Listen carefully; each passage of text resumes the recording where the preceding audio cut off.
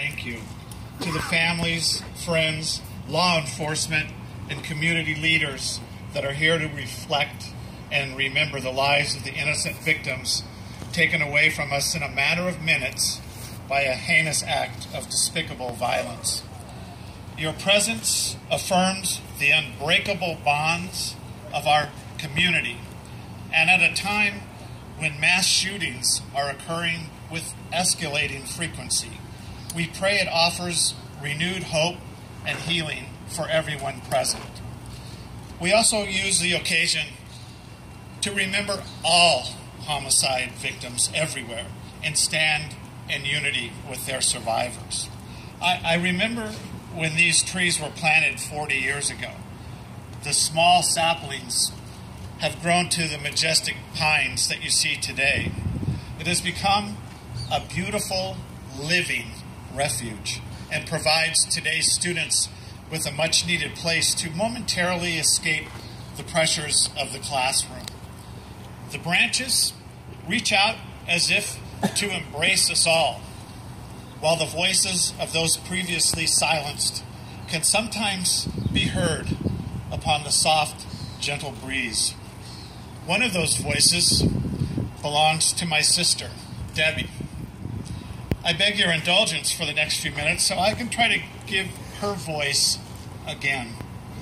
I want you to know Debbie as I knew her, a real person, not just a faceless name etched upon the plaque that you see before me. And in the grand scope of someone's life, these few recollections might seem insignificant or even trivial, but they are characteristic of her and remind me of the many happy times we shared growing up. My sister was 2 years older than I and took upon herself from the very beginning to serve as my mentor and guide through the complexities of childhood, adolescence, high school, and even during my freshman year at this university. Debbie came of age during the tumultuous decade from 1960 to 1970 and was certainly influenced by the seemingly cataclysmic societal changes occurring each and every day. Debbie was passionate in all of her beliefs, whether social, political, or philosophical. She was the quintessential flower child. She played acoustic guitar, badly, but she played, and she was inspired by the music of Judy Collins, Bob Dylan, and her personal favorite, Joni Mitchell. She totally embraced the British music invasion in 1964, an incurable Beatlemaniac. Debbie even started an official fan club with membership from all over the country. She enlisted me to stuff envelopes and make daily trips on my bicycle to the post office. During that same year, I accompanied my father, who drove her and her 2 girlfriends to the Beatles' first live concert at the Hollywood Bowl. You simply cannot imagine the decibel level that 3 teenage girls can achieve shrieking in the back seat of our Ford Galaxy sedan each time a Beatles song came on the radio, which was one after another all the way up to the Hollywood Bowl.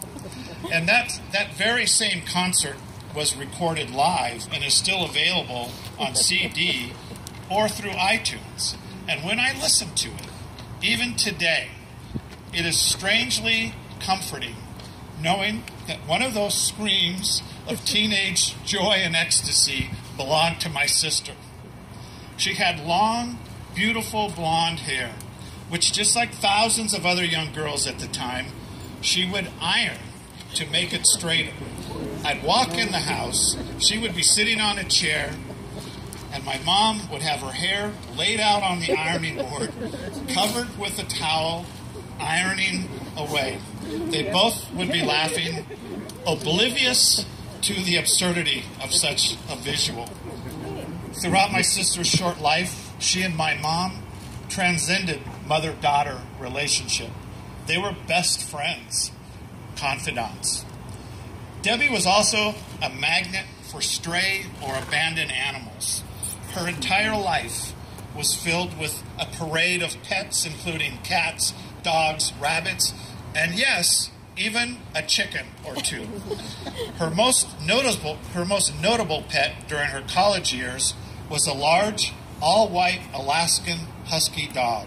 She named him Clancy, after the Buffalo Springfield song. Although weighing nearly 50 pounds, Clancy had what I called inner lap dog complex, which always made for rather entertaining times when friends or relatives would come to visit. She enrolled in this university and thrived in the academic life with an undergraduate degree in English. A voracious reader, she enjoyed all literature, American, British, the classics, poetry, and especially science fiction. She decided to pursue her master's degree in English and took a job at the library to finance this endeavor. To her, it was the ideal existence. She was on campus during the day, working, and most evenings in one class or another. She truly loved this university. I sincerely believe she would have become an outstanding teacher, for she had an innate ability to generate within others the same enthusiasm for subjects that were most important to her. She had such promise. Debbie was a gentle, caring, and compassionate soul, which made the circumstances of her death such a cruel irony. But at the age of 26, Debbie's voice was abruptly and tragically silenced, as well as the voices of her friends and co-workers, Stephen, Seth, Paul, Bruce, Donald, and Frank.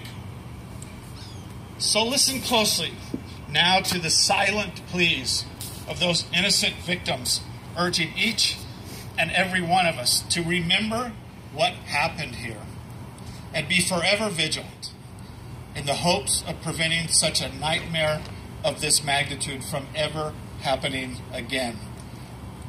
And take to heart the words of Nobel Peace Laureate Elie Wiesel, who said, "Good has as much power as evil.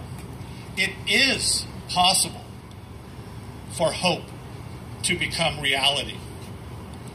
And finally, as I was preparing for this memorial, I found the eulogy I delivered at Debbie's funeral 40 years ago. I just want to share the very last paragraph. At that time, I said this: Debbie had an unyielding passion for life, and that passion was manifest in everything she ever did. Even though my heart is breaking at this tragic moment, I know I can take comfort in the fact that for the duration of my lifetime, I could still say I am proud to be Debbie Paulsen's brother. Well, that statement is as true today as it was 40 years ago. Thank you all for being here. God bless you all.